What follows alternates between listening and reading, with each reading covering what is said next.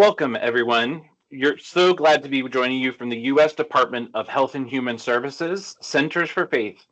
And this is the webinar, Becoming a Lifesaver, Faith and Community Partners Responding to the Opioid Overdose Crisis. My name is Ben Odell, and I have the pleasure of serving as a senior advisor here in the center, as well as the acting director.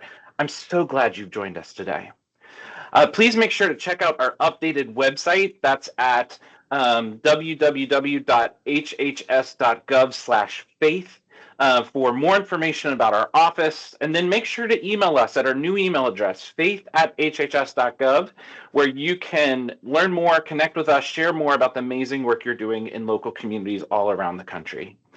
You can also keep up with us on X, which is formerly known as Twitter, Facebook, as well as YouTube as well. You may have noticed a change in our name. We're now this is our first webinar as the Center for Faith. On February 7th, President Trump renamed and relaunched the Faith Center along with the launch of the White House Faith Office, led by Pastor Paula White and Director Jenny Korn. By that executive order, the president outlined the work of all centers, challenging centers to assist faith-based entities, community-based organizations, and houses of worship in their efforts to strengthen families and enhance the health and well-being of all Americans. One of the areas the president challenged us to focus on is promoting recovery from substance use disorder, which is what brings us to the reason for our webinar here today.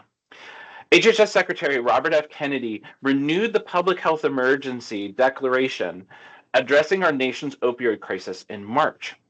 And one of the things we want to make sure we're doing is educating all Americans and communities and faith leaders about the life-saving drugs that are available, such as Narcan or naloxone, in support of that declaration.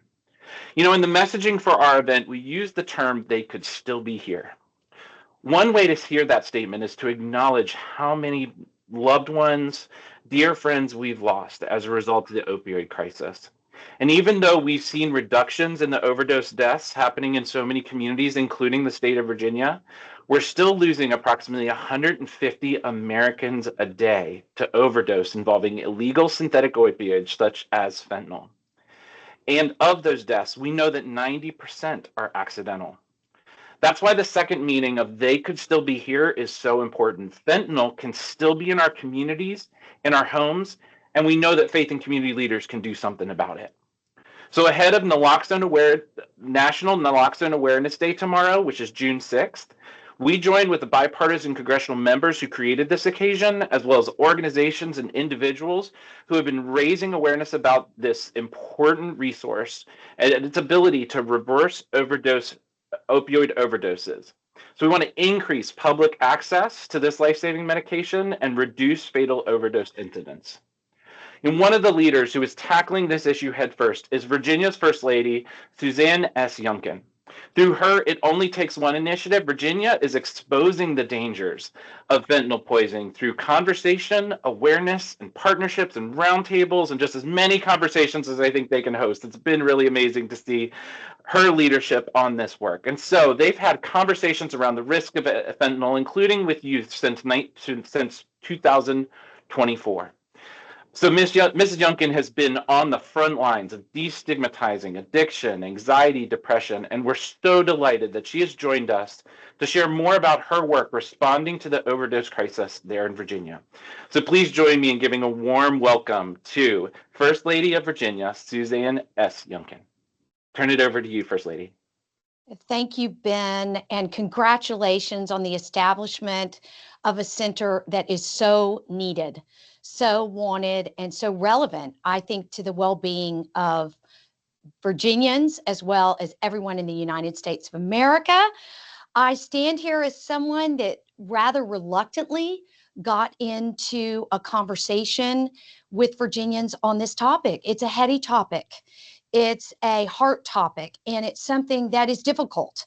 However, we lost a precious young friend, a 21-year-old friend who was in school with my children in 2020. And at that time, Glenn and I knew nothing about fentanyl. I will be the first to admit sheer ignorance. So we had a steep learning curve. And then when Glenn stepped out of the private sector and into public service, and I was frankly struggling with God about what it was he wanted me to do in this role, I just kept hearing from people whose lives had been touched by opioid substance use disorder and by fentanyl loss. And I realized it wasn't just Virginians, it was Americans too. And we knew that when we came into office, we were losing 2,800 Virginians a year to fentanyl poisoning. And I just couldn't stand idly by. And so we started learning, we started listening, we started rolling up our sleeves. And Glenn passed an executive order very early on requiring all of his secretariats to step into this space and work collaboratively and collectively to make sure that we were doing everything we could to reduce overdose deaths and to make sure that we were speaking truth about a very, very difficult issue. And that is when we launched It Only Takes One, a fentanyl awareness program that originally was in a pilot phase in Greater Roanoke, Virginia, which is at the epicenter of the opioid crisis, not only in the Commonwealth, but in our country. And we partnered with amazing people like Reverend Brenda Rowe, who you'll hear from shortly. And we really wanted to powerfully turn their grief into goodness. So we set out to make change. And since that moment in time in 2023, we have done a number of things. We have passed bipartisan legislation that is creating change. We have interdicted the drug trade in the Commonwealth of Virginia, collecting in just one 45-day sweep over 500 pounds of fentanyl, enough to kill every single 8.7 Virginians 10 times over. We have made sure that we are in our schools releasing educational platforms and resources for health teachers as well as students. We have made sure that we're working in our recovery system, a crisis care system that was broken when Glenn came in and is experiencing a grand transformation. We are leaning on our peer recovery specialists. We are in our prisons and jails, and we are in our community service boards, our frontline healthcare system in the Commonwealth of Virginia, to make sure that people are trained up on how to administer life-saving naloxone and also educate and care for one another during this crisis. And we're seeing beautiful fruit. Virginia is number 2 in the nation for the number of reductions of fentanyl overdose deaths in 2024. We saw a 44% reduction just last year, and cumulatively since 2021, we have reduced overdose deaths. That was at our peak in 2021, some 46%. So even though every single life made in the image of God is worthy of these efforts, and we will continue to fight and advocate for their safety and their well-being, we are very proud of the work that's happening in the Commonwealth. I also want to tell you that I just came from Capitol Hill this morning, a place that I do not visit frequently and that frankly is a little bit intimidating to this First Lady. But I was there alongside an amazing nonprofit called Victoria's Voice. Victoria's Voice was founded 10 years ago when the Siegel family of Florida lost their precious Victoria to a fentanyl overdose. And at the time, had the first responders been empowered with the nasal mist naloxone or Narcan, Victoria would be with us today. But they set about making sure that every first responder in the United States of America had access to naloxone. And what we've seen happen in Virginia and across our country is in the last 2 years, not only are first responders and healthcare practitioners able to get Narcan and naloxone, but you too are able to get Narcan and naloxone. In Virginia, I can't speak to every state, but in our Commonwealth, community service boards will give it for free. It is also available from pharmacies for a small price. And my firm belief is, although only 75%, 75% of Virginians have heard of Narcan or naloxone, only 50% really understand how it works, and less than 6% carry it with them. I think it's high time that our faith communities take a lead in saying to people, it is okay and important that you carry Narcan or naloxone, because what we know is that it's really not just about protecting your nuclear family or your nuclear faith community. It's about protecting every single space that you go to, whether that's a big box store, a supermarket, or wherever you are, your child's school or sports event. It's very easy to administer. Like I said, there is zero cost in the Commonwealth of Virginia if you go to your community service board. And so on National Naloxone Awareness Day, I would encourage every faith leader, everyone who is involved in peer recovery or in recovery, or even those, this is the first time maybe you're hearing about this, to join our efforts. You can visit our website, itonlytakesone.virginia.gov. We like to say, Ben, it only takes one pill, one vape, one joint, one mistake to take a life. But only takes one caring adult, one teacher, one pastor, one student counselor, one educator to have a conversation with someone they love and save a life. And that's what we're about. Hebrews calls us into stirring one another up in love and good works. And I believe this call, like so many other efforts across our nation here on Naloxone Awareness Day and on every day of the year, gives us an opportunity to come together and care for our most vulnerable. And I think that that would make Jesus very, very proud. So thank you so much for having me. And I'm just thrilled to have anyone partner with us. Our resources are free, they're readily available, and we look so forward to hearing from you and to helping you reach and care for those that you love and that you steward.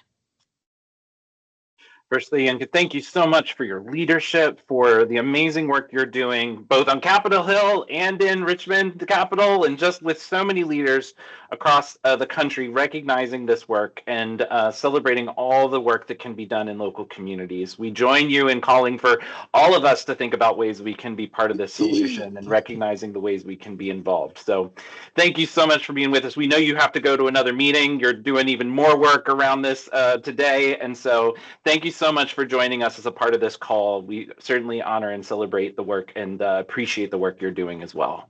So thank you, Ben, and God bless you. Thank you.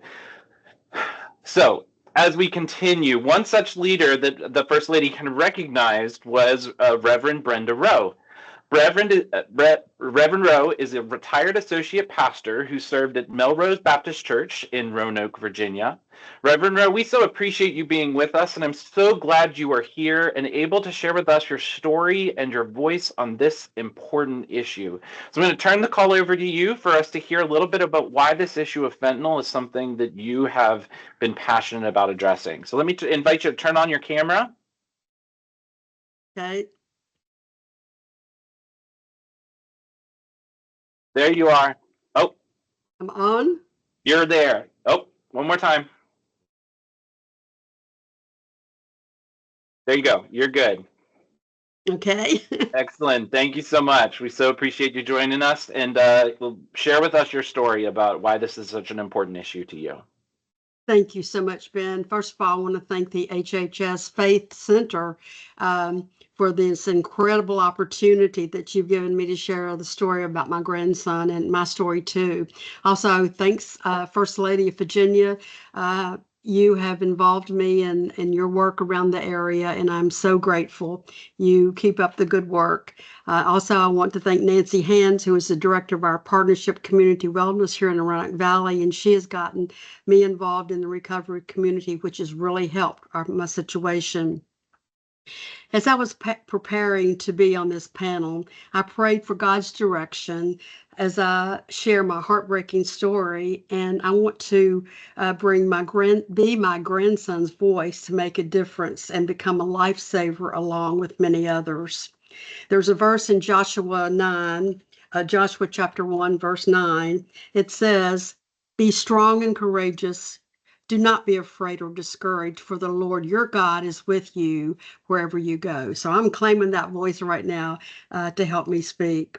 Well, on June the 3rd, 1993, God blessed us with this most incredible, wonderful gift of our only grandchild. Now, if you're watching this and you're a grandparent, you know that your baby, your kid, your grandchild is the smartest, the brightest, the best looking child on this planet. Am I right, people? Well, that's love beyond measure. Well, his name was Morris Wayne Rowe III, and we called him Trey. When he was just a small infant, his parents got a divorce, and his dad came back home and brought the baby for us to help raise. His parents had joint custody. However, Trey stayed with us most of the time. Well, as this little guy grew and he grew, it was evident that he was a natural-born athlete. And before I talk about his sports, let me tell you that he had a love for Jesus. He did have a personal relationship with Jesus at an early on in his life. Well, Trey did well in school. He was the sports editor for his elementary school newsletter. He had a natural gift to express himself and to write creatively. And while he was in high school, he attended a journalism workshop at Columbia University in New York.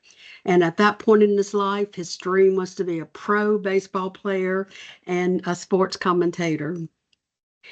A little later, I think you may be watching a video clip that I did with First Lady Virginia, but I shared that he was an outstanding baseball player. He played all-stars, travel sports, and in high school, his coach called him in the office and said, "Trey, there's 3 colleges looking at you." And so at that point, or a little before that, Trey's grades started dropping. We didn't know what was going on at that time with him. He had been taking Adderall for ADD, and later we found out that his mother and Trey were abusing this drug. Well, things really got bad at our house. Trey did not like to abide by the rules. It was really tough, and so he decided he was going to leave. So he went to live with his mother, and at that point, it was his senior year, and she transferred him to another school, and he got in with a very rough crowd, and the rest is history. Well, after realizing that he had a substance abuse disorder, a brain disease, we were able to get him into Memphis recovery. His aunt Jennifer, Dr. Jennifer Rowe, worked in Memphis, and she was able to be near him and was planning to help him when he ended the program. However, he had to come back to Roanoke Valley to court, and the judge would not let him leave Virginia. So what happened? Got back into the same situation. Well, as grandparents, we decided that we wanted to learn as much as we could about the opioid crisis and find ways that we could help. We attended a session led by Nancy Hands, and she was bringing awareness to the community about the addiction crisis right here in our area. Beth Macy, author of the book Dope Sick, she was the keynote speaker, and other people spoke as well. Well, our eyes were really open. It was just amazing what we were beginning to learn. At that time, I was on the staff of Melrose Baptist Church as associate pastor. Well, one weekend, Trey was out, and he wrecked a car into a house. He left the scene. He called me to pick him up, and when I did, he was high on something. Well, the police came, and he was arrested. Well, it came out on the news. It came out in the newspaper. And there I was in the pulpit that Sunday morning. And I decided that I would share that Trey had a substance use disorder, and that I asked the church family to pray for us. I shared that I had forgiven him, God had forgiven him, and he would learn to forgive himself. Well, after I shared that painful situation, it just opened the doors for so many people to come to me with their family addiction stories. I felt that the faith community needed to be more aware of this opioid crisis right here in the Roanoke Valley. We did a 4-week study of Beth Macy's Dope Sick book, and she came and spoke, and others in the community, in the recovery community, shared their stories as well, and many, many people responded. We're back to Trey. There were many years dealing with addiction, dope sick, in and out of jail, and counseling, and over these years, he had overdosed many times and was revived with Narcan. Once he almost died using a dirty needle. He was hospitalized for weeks, and he continued recovering at home. He had severe liver damage and hepatitis 2. Another time he was hospitalized and on a ventilator from being beaten up while in jail. He had kidney failure and multiple injuries from this incident. Several times Trey took himself to the ER for help, and he spent times in psych centers, and he also was involved in several other programs and centers which he did not finish. However, November 2019, Trey was enrolled in a program at our Carilion Hospital here in Roanoke. He was seeing a psychiatrist, and he also was in group therapy and was working with his dad. Things were going so good. Then Granddaddy, his best friend, and my husband died, and that was a trigger that set him on the heroin journey. I never gave up hope for Trey. When he was incarcerated over those many years and sober, we talked every day. He told me he hated what he had done to himself and others. He told me terrible situations that he had been in while in jail and while we was on the streets. He said it was fun at first, getting high, but in those later years, he didn't want to live that way. I always tried to encourage him, as did Christine and Janine Underwood at Bradley Free Clinic. He knew I loved him, and I would pray for him, and he would tell me it was like evil and good constantly pulling at him, even though he had mental health issues of anxiety and depression and this horrible, I call, addiction demon. He was still my grandson, which I forgave and I still loved, and I had hope for. He was in a program called CCAP, which is Community Correctional Alternative Program, for about a year and a half. He earned his welding certification, and he did extremely well in all aspects of the program. He was working as a welder in the community while he was incarcerated. Well, he was released on Tuesday, June the 29th, 2023. He'd been clean for a year and a half, and he looked so good. He was so happy to be home. And we went to the probation office, and he got appointments to start back into the Carilion recovery program. He got appointment for his driving, for his license to be reinstated. He shopped for clothes and hygiene products and groceries and put in the freezer. He worked with his dad that Friday. Then that Saturday, he helped his dad also at the house. And we were so excited to have this incredible time with him. I sat back and I watched Trey and his daddy reconnect. God blessed me that day beyond measure to see what was happening in Trey's life. How wonderful. 4th of July was nice and great. Then the next day, Wednesday morning, he went to the doctor, and then he bought some groceries and they came home. I let his girlfriend stay at the house for a couple of weeks that they were going to go to in the house that she had rented. Well, at 10:30 that night, she came and got me and said, "It's Trey, call 911. So I screamed and I hollered and I cried, "Trey, I'm coming." And then, this is really hard. And then when I got there, and of course his daddy heard me screaming and came up. When I got there, he was blue and purple and foaming at the mouth, and I knew he was dead. I just knew he was dead. His dad was started CPR and giving him Narcan, and it was too late. He was gone. He must have been dead at least an hour and a half before we got to him. He hadn't intended to die. The toxicology report showed that he was poisoned by fentanyl. Not sure what happened in that bedroom that night. The police report said it was an accidental overdose. As I was putting my thoughts together for this webinar, I pulled out some papers that Trey had written while he was in the Alpha program and some other rehabs. And I just want to share a couple of things with you that he has written. I think it's very relevant. He wrote his autobiography back in March 2019. He opens it and he says, "A dream that never came true." He said, "I swear I got close enough to taste collegiate sports and success. A fierce war between my heart and addiction has stopped me dead in my tracks countless times. Are you ready to ride this roller coaster called my life, the life of Trey Rowe? And then he goes on and says a lot about his life. One paragraph, he says, this is between his sophomore and senior year.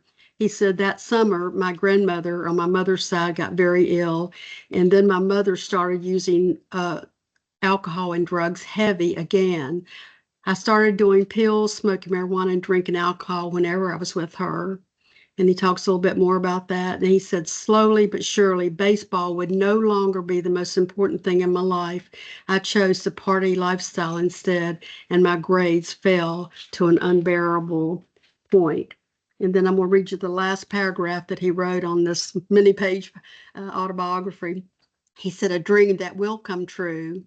Beth Macy could have been interviewing my loved ones for her book called Dope Sick because of a fatal overdose or accidental related to drugs or alcohol. Instead, God keeps me here learning day by day to become the man that I was meant to be all along. Maybe I won't make it to the big league in baseball, but maybe I was meant to help others make it there. Maybe the big league in heaven. Really touched my heart to read this that he had written. And then one other thing that I want to share, if I can. I'm not going to share all this, but when he was in several of the group therapy things, he wrote this paper about the his wheelhouse and spiritual piece. He talks a lot about that, but I'm going to read just a little bit on the back, and it says, this is the best relationship I've had with my higher power ever, and I can feel him working in my life. I know there is a reason that I'm still alive, and I'm waiting for God to steer me in the direction to do what I'm here to do, what I'm meant to do.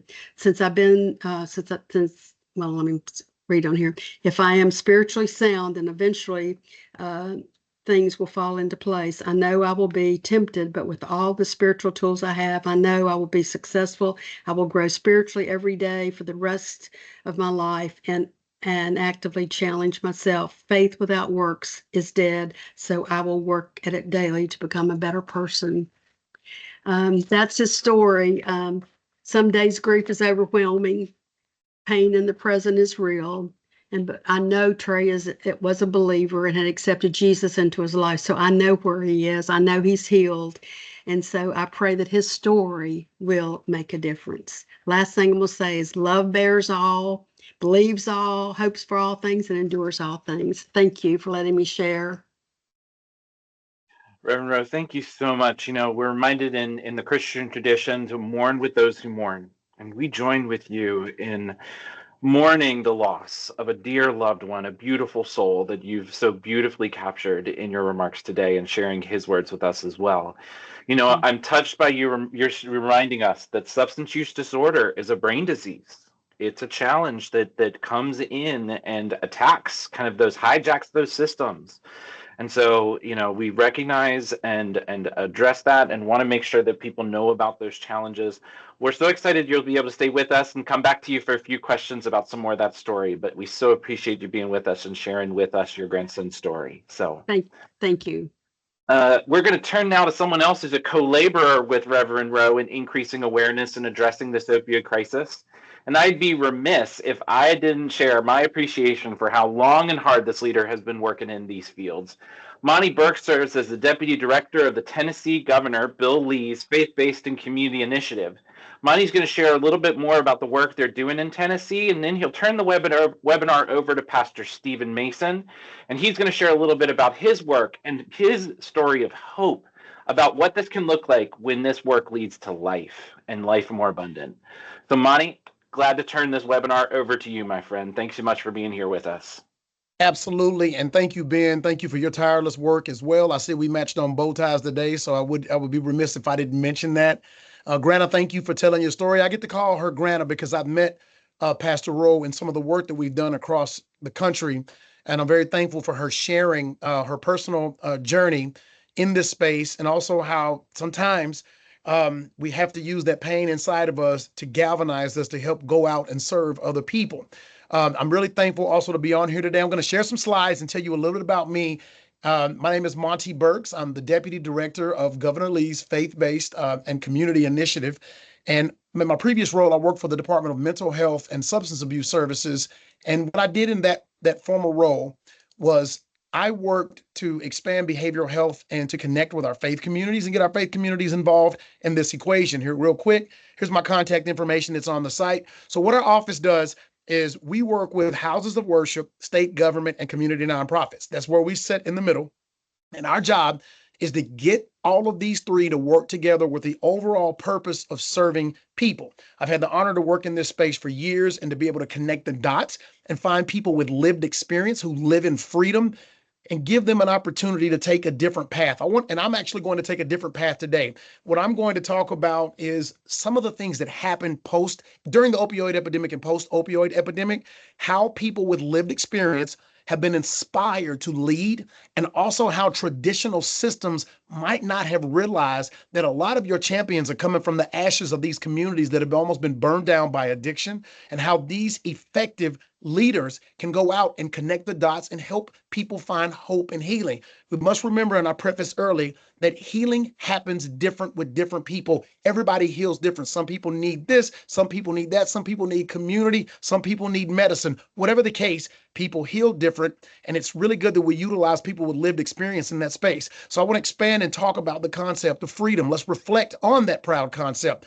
Freedom is more than just a word. It's a foundational principle that resonates deeply within the human spirit.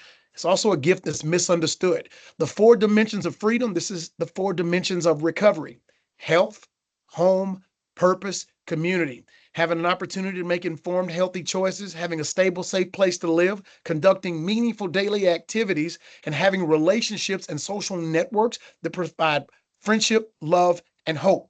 Freedom also breaks cycles and builds futures. Some positive role models come out of this concept of freedom, and they can help counter past influences. They can create a roadmap for reentry, recovery, and reintegration. And they can also encourage pro-social behaviors and self-worth and connect mentees to community, education, and employment. We know the power of people with experience. We know the power of family members who have gained and have lost during the opioid epidemic. There's nothing more powerful than a credible messenger that is willing to tell you their story. So let's talk about that power of lived experience. People in recovery understand the journey. Their stories inspire trust. Lived experience can break stigma, and it can also build authentic connection. They can also reach those struggling in addiction in ways that other professionals cannot. You do not have to have an acronym behind your name or a professional background to be a peer and love someone back to life. What a magnificent return on investment if you can just love someone in their darkest moment and help them, not just pull them out of the pit, but go sit in the pit with them until they're able to pick themselves up.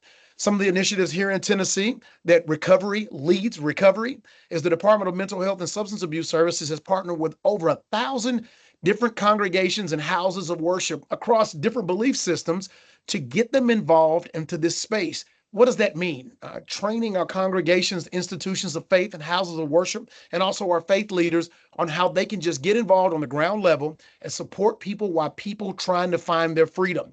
Some of the outcomes of those initiatives is there have been over 33,000 people referred to treatment and other recovery resources from that faith-based initiative. They started out well over 800 new recovery meetings and have also provided 12,000 different recovery trainings. And the majority of these trainings that took places in our houses of worship. So I say this to everybody that's listening. If you are a member of a house of worship, you attend a house of worship, or even if you don't, you're just a community advocate. Houses of worship are older than any institution of government that any one of us have ever worked for. They have been here since the inception and before the inception of this country. These houses of worship are many hospitals of information and also places where people can find hope and healing from hurts, habits, and hangups. So let's give people an opportunity. A second initiative I want to highlight is we have a Justice Impacted Advisory Council in Tennessee. The purpose of this council is to provide a strategic advice from a lived experience framework. This is a picture of a wealth of individuals that are in long-term recovery, people that have survived the criminal justice system, people that matriculated into leadership through the opioid pandemic. And what I mean by that is our communities now recognize that people who have been through things can speak differently sometimes than other paraprofessionals. I totally understand the need for our counselors, our therapists, our doctors, our attorneys, all of the above. However, sometimes people are looking for someone that can talk the same language, that wears the same tennis shoes, that comes from the same background. They're the same rural community. They're the same urban community. And the power of giving people a voice with lived experience can help people navigate addiction and other life controlling issues. So this is where I come in today. I went from addiction to advocacy. I now live in 25 years of freedom from addiction and other life controlling issues. I have traveled across the country to speak boldly about the transformative power of faith in the journey to freedom. Faith is not just a belief. It is the bridge from brokenness to purpose. And let me say that again. Faith is not just a belief. It is the bridge from brokenness to purpose. And I want to leave you with this. Leadership through credibility, rooted in hope, driven by purpose, can offer a redemptive pathway through both spiritual and relational support. It can encourage moral grounding and personal transformation. It can foster community belonging in faith-centered spaces. So many justice-involved individuals, people in long-term recovery, people that are trying to reintegrate, they can have an opportunity for faith-led recovery and change. There are hundreds of thousands of houses of worship and institutions of faith in our country. Our goal right now through this Center of Faith conversation is to engage them on the ground, engage them in the middle, and engage them in leadership. How can we do that? The question remains, but it's also something that has to be done because there are people that attend those houses of worship that are the next credible messenger that we might not have met yet. Everyone's anointed and appointed to do something great. And as we look at those leaders that go forward, we want to make sure that we help break generational cycles and also help catapult them into positions so they can go and help somebody that I might not have even seen along my journey. I appreciate that. And now I'm going to pass it over to my colleague, friend, and close ally in this space, Stephen Mason.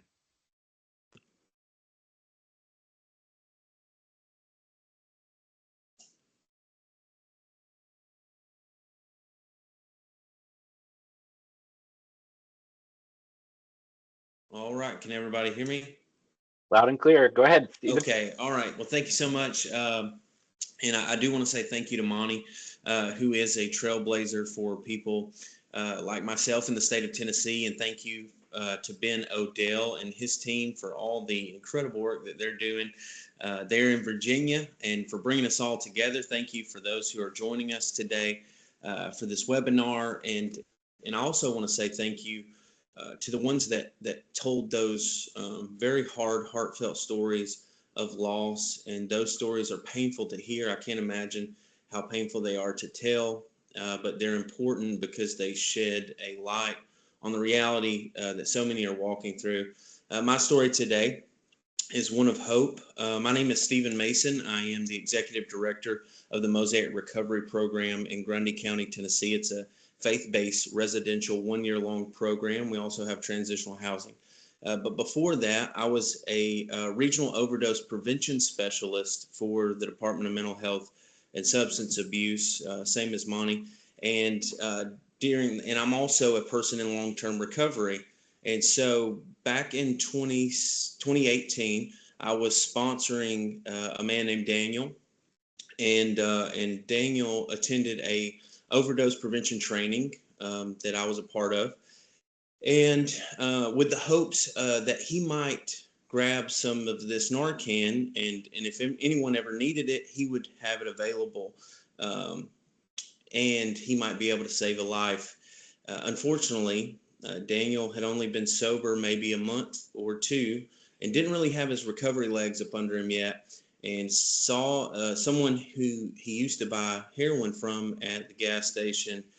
And the guy gave him some heroin. He goes home, he uses it, and within minutes, he is blue in the floor. And his 6-year-old son finds him in the kitchen floor, goes and gets his mom, Daniel's wife. She calls the ambulance. The ambulance instructs them to do CPR and tells them they're on their way. They are 26 minutes out. CPR isn't working. and they can't get him breathing. They can't get a pulse. Minutes are going by. And so his wife knows that I'm an overdose prevention specialist. So she calls me, and I'm 40 minutes away. So there's nothing I can do other than coach her over the phone. I believe that God reminded me in that moment that Daniel had obtained that medication, Narcan. And so I told his wife that he had it. And so she didn't know that he had it, but she goes and looks for it, goes right to it. And I'm able to verbally coach her on how to administer the medication and what position to put him in after that. And within minutes, he, and I'd say 4 or 6 minutes has went by, and he's blue in the floor. Within 60 seconds of administering that medication, he is alive. He's coherent. And they were able to get him to the hospital. I was able to meet him there. And Daniel is alive today. Daniel is sober today. Daniel's children have a sober father. Their story has completely changed. Their story is not one of I'm using drugs because to numb the pain of losing my father prematurely. That generational curse, that generational bondage of addiction has been broken over his family. And these stories of loss, the pain of grief is almost insurmountable at times. But I want to say that when one person gets saved, the impact is immeasurable. We can't measure the trickle effect that Daniel's going to have on his community through his children, his grandchildren, his great-grandchildren. And that yoke, that bondage of addiction has been broken. And by the power of Jesus Christ, I believe as a Christian that the anointing, or it is the anointing, the Bible says, that breaks the yoke. And when we are saving a life, when we are being Christ-like, Christ meaning the anointing, the anointed one, then we are operating in our anointing as Christians, and we're not just armed with medication, we are armed with the guidance and the empowerment of the Holy Spirit. And so, I'm a 4-time convicted felon. I'm a person in long-term recovery. I struggled with opioid substance use disorder for over 10 years. I come from a family of drug addicts and criminals and all the things.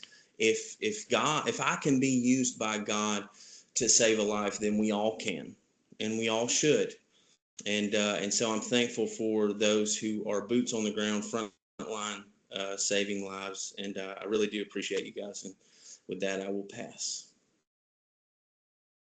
Stephen, thank you so much for helping us see that life is possible too here, right? That we can bring people back to life from death. And then, Stephen, just real quick, tell us about how this reaches across like religious lines, traditions, experiences, everybody coming from different backgrounds. We've had some questions from people about, hey, where do different faith traditions fit in here? But could you say a little bit more about that? Yes, absolutely. So Daniel was, and to my knowledge, is still a Muslim. And so, I would love for him to convert to my faith, and that would just make my day. But he has his own faith tradition. And this was not a covert operation to convert him, This was a God-led, Spirit-led endeavor to make sure that his home is whole, healthy, holy, and he's making an impact in his children's life. So yes, we can all be friends, and we can all do this mission together, and we should. Exactly. Stephen, thank you so much for sharing that story. Monty, thank you for the leadership that you're doing through Tennessee Governor's of Faith-Based Office, Mr. Bill Lee. Just amazing work that's going on in communities across this country, and the individuals stepping into the gap, like Pastor Mason and Monty's work from the state government. Really amazing. So now I'm excited for us to turn to what is going on in Chicago through the amazing work of JCFS there in Chicago. Ann Luban is the Senior Director for Community Services, and they're in Chicago. They are leading some really great work to encourage the Jewish community to address the opioid crisis head on and have Narcan and naloxone in as many places as possible, which includes their temples and synagogues and as many community locations as they can. So, Ann, we're excited to turn to you. Know that after Ann, we're going to have a little bit of time for questions here. So make sure to get those in through the Q&A feature, and we're so excited to get to as many of those as possible and follow up where we can on email for those questions we don't get to. But Ann, we're excited to turn the call over to you to hear about the amazing work that's going on in the Jewish community there through JCFS Chicago. Great, thank you so much. I'm really happy to be here today and to be part of this amazing panel. I really appreciate what everyone has said already this afternoon. As Ben said, I am the Senior Director of Community Services at JCFS Chicago. Since 1859, we've offered services infused with Jewish values to help heal and strengthen children, adults, and families in Chicago, in the Jewish community, and beyond. We are also proud members of, as agency, of the Network of Jewish Human Service Agencies, which encompasses more than 120 Jewish family service agencies and over 50 other Jewish human service agencies across the United States, Canada, and Israel. Each agency in the network is different in size and in scope, providing programs and services to meet the needs of their community, but sharing similar missions and visions. Before I jump in to describe the work that we're doing, I want to share two stories with you.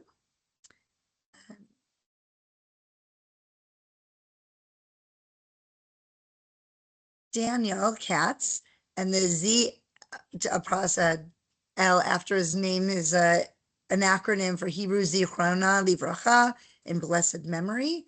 Daniel loved two things in high school: playing ice hockey and spending time with his friends. On the ice, he was a fierce athlete. Off it, he was an incredibly loyal and caring friend. Daniel was 25 years old when he died from an overdose of OxyContin, the end of a 10-year struggle with drugs. His parents, Gail and Daniel Katz, have said that on June 15th, 2007, we lost our beloved son, Daniel, as a result of drug overdose.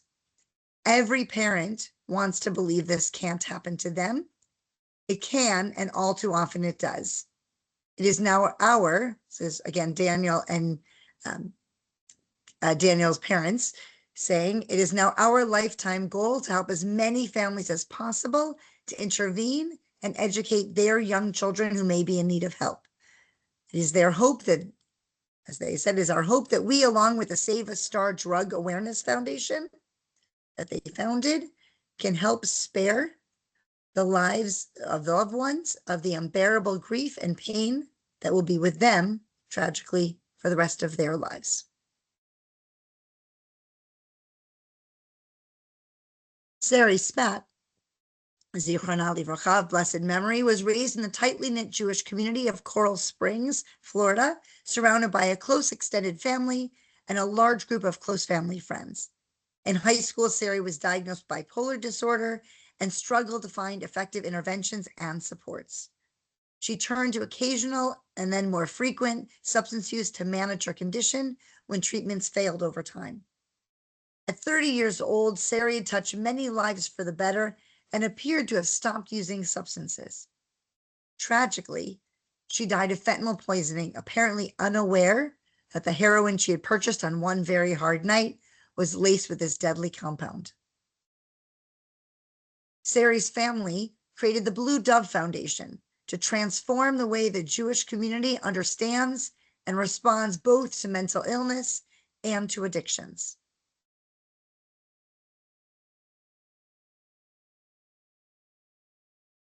As both Monty Burks and First Lady Youngkin also shared, these foundations, created by grieving families desperate to spare other families the tragedy and the pain they suffered, are a critical force in the efforts to educate our community and prevent future overdose. One of the most basic principles in Jewish law is that human life comes first. Almost any religious commandment can be broken in order to save the life of a human being. In Hebrew, we call this pikuach nefesh, saving a life. Furthermore, there's a famous passage in the Mishnah, the rabbinic teachings transmitted over hundreds of years and compiled by Rabbi Judah Hanasi around 200 CE. To even save one life is as if you've saved the whole world. We know that Narcan saves lives, which means in our Jewish tradition, there's an imperative to ensure we educate about Narcan, distribute Narcan, and carry Narcan. Another relevant Jewish principle is tikkun olam, repairing the world. Tikkun olam embodies the idea that it's the responsibility of human beings to actively work to improve the world. This is a driving force for many Jewish individuals and Jewish organizations, including the Save a Star Foundation and the Blue Dove Foundation. As I mentioned, my agency is part of a network of Jewish human service agencies, all of whom are driven by the Jewish values of pikuach nefesh, saving a life, and tikkun olam, repairing the world. Our colleagues, for example, at the JFCS in Minneapolis, have a robust addiction recovery services program where they provide information, referral services, and educational programs. This summer, they're hosting a 3-part addiction and recovery series designed for parents, community members, congregants, and local synagogues. The 3rd session is an opioid overdose response training that includes training and distribution of Narcan. They also are one of 25 naloxone access points in the local Minneapolis community, which means that anyone in the community can stop by their office to pick up a naloxone kit and fentanyl test strips without identification, without cost, without insurance, and without judgment. My colleagues in Atlanta at the JFNCS run a program called HAMSA, Helping Atlantans Manage Substance Abuse, provides support and resources and education for those in recovery and those seeking recovery. And that includes information, referral, educational sessions, sober holiday celebrations, community events, and of course, harm reduction education, including the use and distribution of Narcan. A relatively new organization in New York, 14Y Sella, has partnered with the Blue Dove Foundation I spoke of earlier and the Jewish Federations of North America to develop an online Narcan training infused with Jewish wisdom to teach participants to be harm reduction ambassadors. They call their training V'ahavta, you shall love, because Jewish tradition teaches us that love is about acts of care and empathy, kindness and righteousness in our families, our communities, and our neighborhoods. At JCFS Chicago, we partner with synagogues and Jewish day schools and other Jewish organizations to serve our community on a wide range of issues. Through our addiction services program, directed by my colleague, the incomparable Dr. Beth Fishman, we strive to ensure that Jewish individuals and their families struggling with addiction or celebrating recovery find information and support in the Jewish community. We developed a booklet for incorporating Jewish prayers into 12-step recovery, a high holiday recovery guide that offers a variety of observances for Jewish individuals and synagogues and families during the high holidays, our holiest time of year. We have programs such as our annual Hanukkah event, The Gift of Recovery.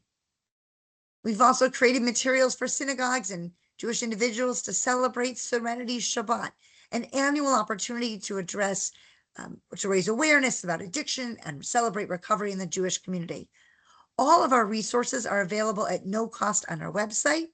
Please feel free to use them and adapt them in ways that are relevant for you and your community and your religious faith traditions. And please don't hesitate to reach out to us if we can assist you in any way.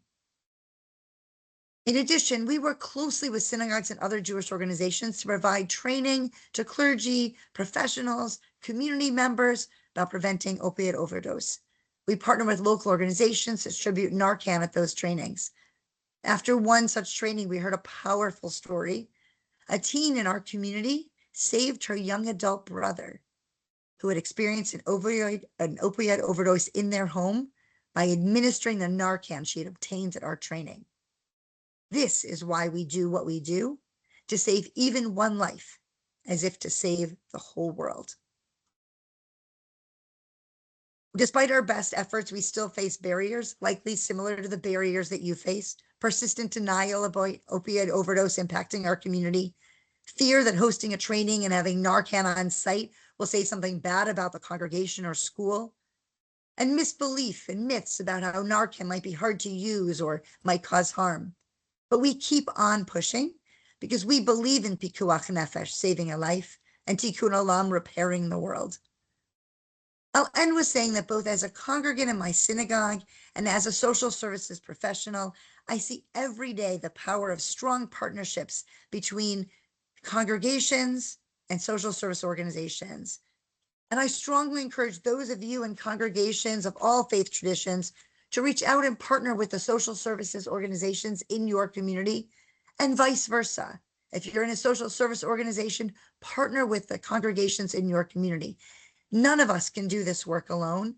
So let's lean into our faith and our religious teachings and work together to save lives.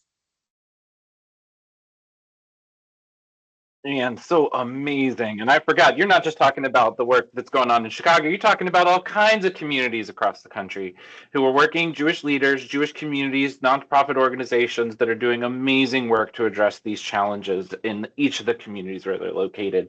Thank you for curating those examples and helping us bring those together and really share it with everyone about the amazing work being done through the Jewish community. Let me invite our other presenters who've been with us, Monty, Stephen, Reverend Rowe, to come back on camera. We have a few questions that I want to get to, and we may go just a few minutes over, so we have some time to get to those. If you have a question, jump into the chat, let us know. Whatever works for you, use that message. We can get that to you in whatever way possible.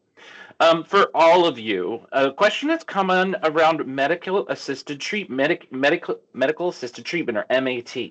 And we recognize that the Narcan and naloxone can save a life, but we know too that there's some stigma, some concern, and some frustration in some faith communities around medical assisted treatment.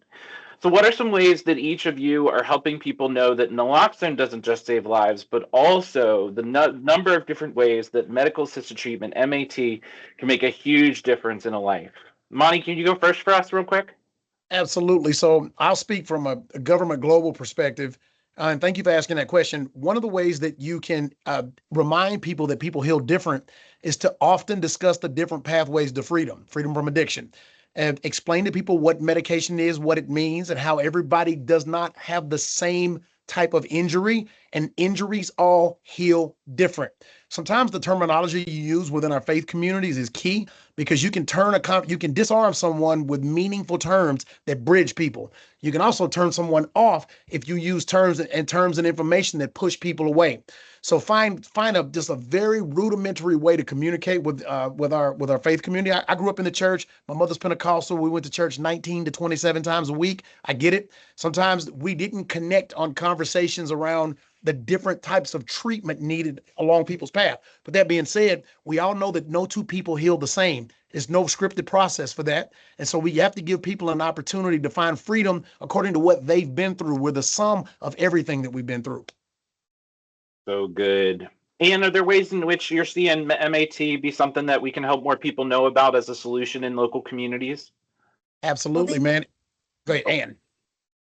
Yeah, thank you. I think that's why it's so important that we have our faith leaders partnering with our professionals, with our addiction professionals, with our CADCs in our community, because then those referrals, and this is what a lot of what we do, is we encourage our clergy to refer folks to us directly so we can have those conversations about what are the right treatment paths for them, what are the right resources in our community, online, in other communities, working with medical professionals as well. So we want to be able to have that information and have the clergy be able to say to their congregant, let me connect you to Dr. Beth Fishman at JCFS Chicago and her colleagues, and let me connect you to the JCFS in Atlanta or wherever we are, so they can help you find the right path for you, rather than any one of us who maybe isn't that expert in the area trying to know which treatment is the right one. Such a good word.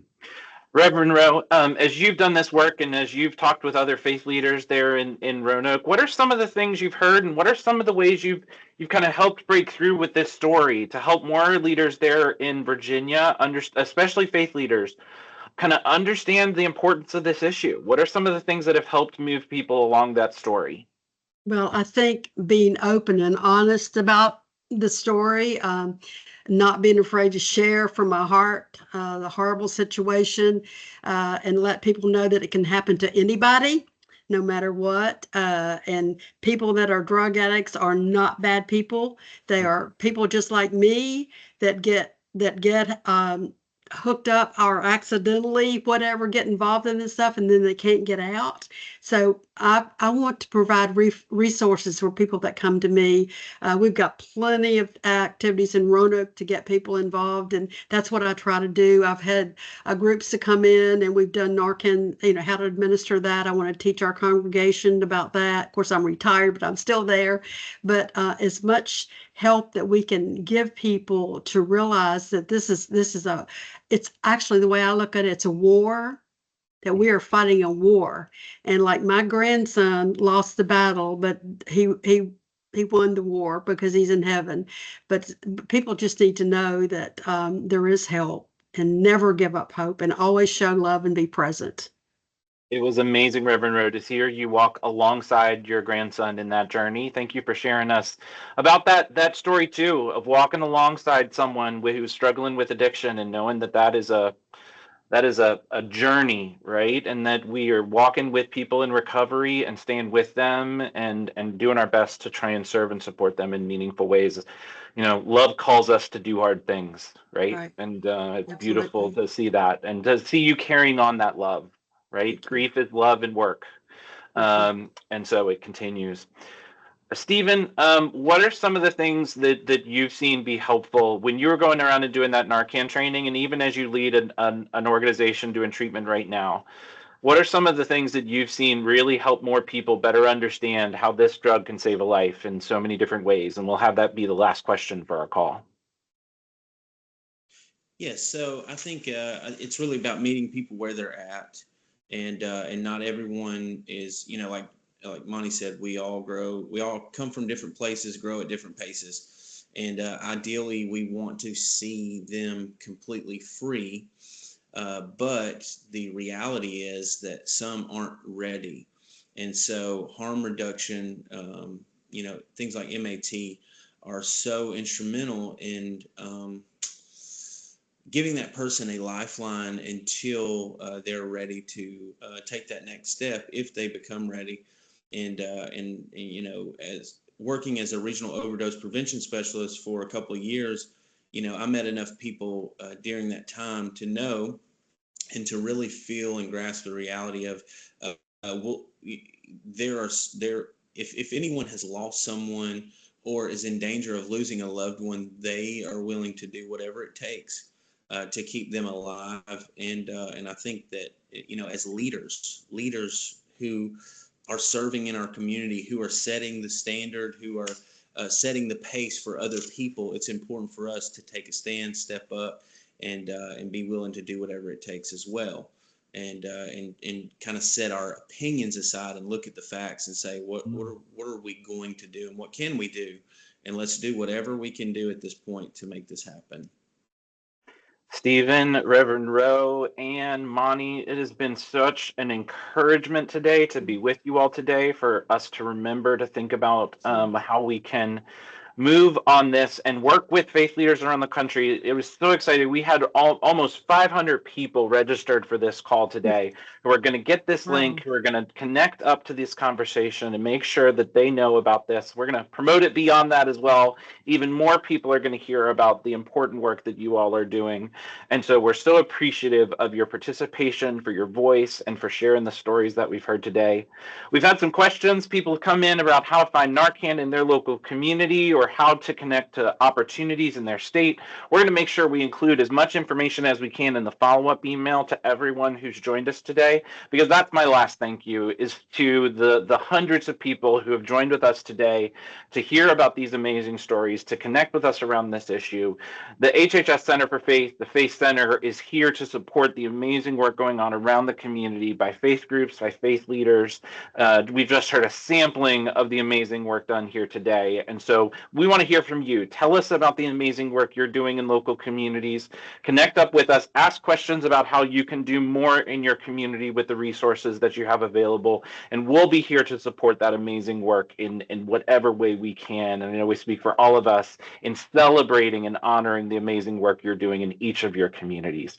All the best to you all. Thank you so much for being here with us. It's a joy to be with you all today. God bless and have a great day. Thank you.